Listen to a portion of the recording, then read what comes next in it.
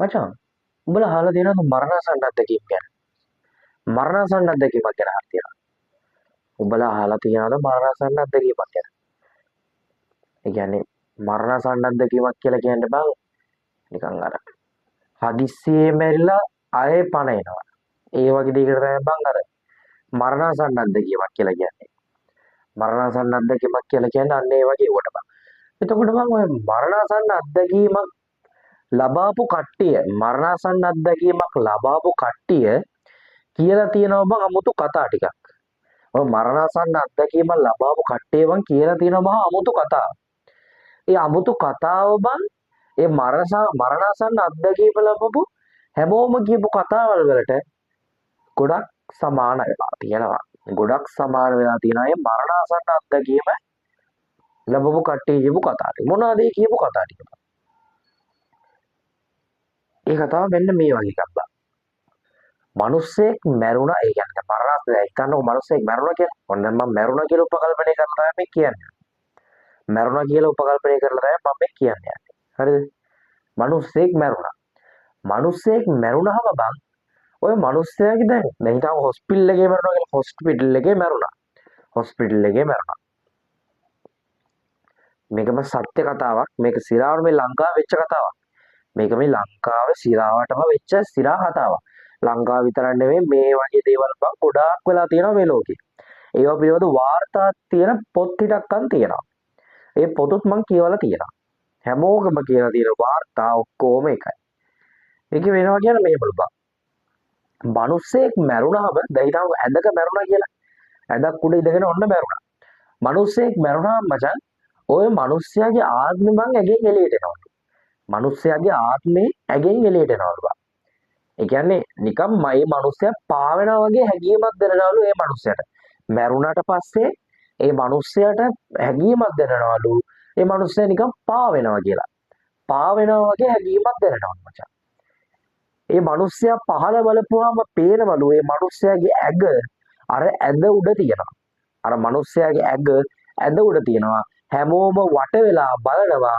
හැමෝම කලබලෙන් වට වෙලා එයා දිහා බලන් ඉන්නවා වගේ අර පාවෙලා ඉන්න එක්කෙනාට පේනවා මචං. හරිද? පාවෙලා ඉන්න එක්කෙනාට පේනවා. එහෙම බලාගෙන වට වෙලා ඉන්නවා වගේ මේ පාවෙලා ඉන්න එක්කෙනාට පේනවා. ඒ මචං මම හිතන තරමින් නම් මේ මිනිස්සයාගේ ආත්මය. මම හිතන තරමින් මේ මිනිස්සයාගේ ආත්මය. මම හිතන්නේ මිනිස්සයාගේ ආත්මය. එතකොට බං ඔය ඇගෙන් ඒ පාවෙලා ඒ මිනිස් දැන් පාවෙලා ආත්මේ ඉන්නේ. දැන් ඇගෙන් අයින් වුණා. ඊට පස්සේ දැන් ඔන්න ආත්මේ. හරිද? ආත්මේ ඔය ආත්මේට පේනවලු බං ලොකු ගුහාවක් ඇතුලෙන් සුදු පාට ඈතින් පේන එළියක්. ලොකු ගුහාවක් ඇතුලට ලොකු ගුහාවක් පේනවලු. ඔය ගුහාව ඇතුලට ගියාම පේනවලු මචං ඈතින් සුදු පාට එළියක්. ලොකු සුදු පාට එළියක් පේනවලු මචං ඔය ගුහාවෙන් එළියට යන්න යන්නේ. එළි කියන්නේ ගුහාව මෙහෙමනම් මට ඈතින් පේනවා. දැන් මම නම් ඒ ආත්මේ මට ගුහාව ඇතුලට ගියට පස්සේ ඈතින් පේනවා ලොකු සුදු පාට එළියක්. ඕම සුදු පාට එළියක් පේනවලු බං. ඕම සුදු පාට එළිය තියෙන දිහාට කියාවා බං. මචං කවුරුත් දන්නවලු දින්නවා කියලා කියන්නේ. අපේ මැරිච්ච ඥාති. කවුරු හරි මැරුණා කියලා තාම ඥාතියෙක් අපේ ආන්ගේ මැරිච්ච ඥාති ඉන්නවා කියලා කියනවලු ආන්ගේ සුදු පාට ආලෝකයේ දින තැන. ඒගොල්ලෝ අපිට අඩ ගහනවලු එන්න කියලා. ඒගොල්ලෝ අපිට අඩ ගහනවලු එන්න කියලා මචං.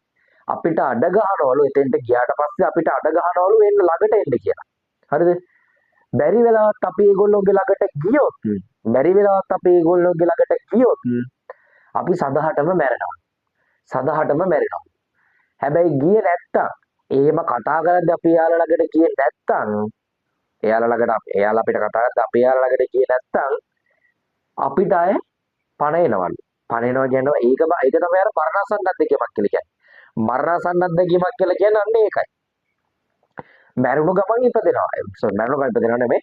මැරුණු ගමන් අය කියන්නේ තප්පර ගාණක් මැරිලා අය පණ එනවා. තප්පර ගාණක් මැරිලා අය පණ එනවා. ඕන තරම් ලෝකේ ඉන්නවා තප්පර ගාණක් මැරිලා අය පණ ආපු මිනිස්සු.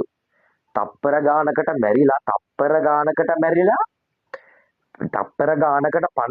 පණ ගිහිල්ලා අය තප්පර ගාණකින් පණ ආපු මිනිස්සු ඕන තරම් ඉන්නවා මචං. ඕන තරම් ඉන්නවා. සිරාව කතාවක් ඕක බා. ඕන තරම් පොත් තියෙනවා ගැන කියවන්න කියවලා බලහන් ඔය නිකන් ඉන්න වෙලාවට විකාර පොත් කියවන්න නැතුව. සිරාවටමයි කියන්නේ මරණාසන්න අත්දැකීම ඒ වගේ දෙයක් ලබා. කියන්නේ අපි මැරුණාම අපිට වෙන්නේ ඕන් ඔය